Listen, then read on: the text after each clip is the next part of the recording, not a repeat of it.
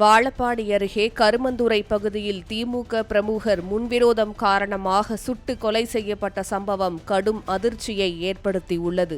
இதுவரை இருவரை பிடித்து போலீசார் விசாரணை செய்து வருகின்றனர்.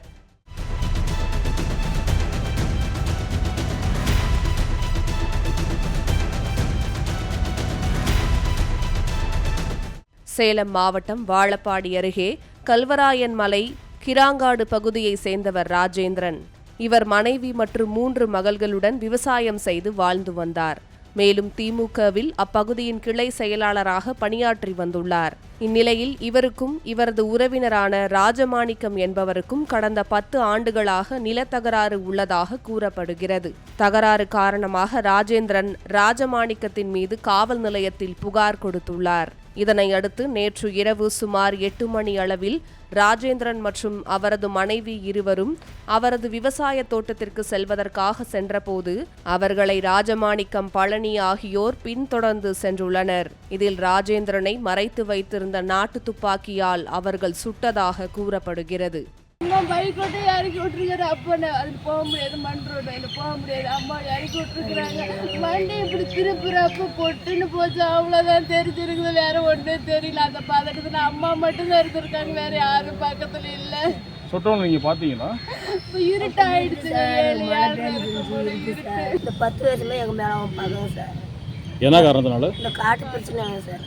காட்டு பிரச்சனை, இந்த வேலை பிரச்சனையால பார்க்கணும் சார். நாங்கள் ராஜமணிக்கு உங்களுக்கு சொந்தக்காரருங்களா? அவன் பங்காளிங்க சார்.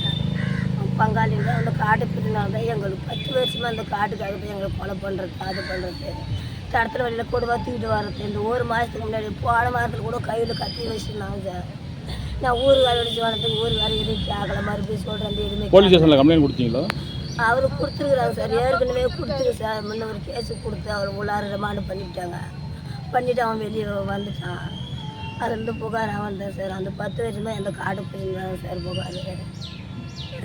அவன் எந்த நேரமும் தடத்தில் வழியில் போனால் ஒரு தாலியாக இருக்கிறான் அப்படின்னு சொல்லுவான் சார். இதில் ராஜேந்திரன் சம்பவ இடத்திலேயே உயிரிழந்தார். இதனைத் தொடர்ந்து அவரது மனைவி கூச்சலிட்டதால் அக்கம் பக்கத்தினர் ஓடி வந்து கரியகோவில் காவல் நிலையத்திற்கு தகவல் அளித்தனர். இதன் பேரில் விரைந்து சென்ற போலீசார் இரத்த வெள்ளத்தில் இறந்து கிடந்த ராஜேந்திரனை மீட்டு உடற்கூறு ஆய்வுக்காக சேலம் அரசு மருத்துவமனைக்கு அனுப்பி வைத்தனர்.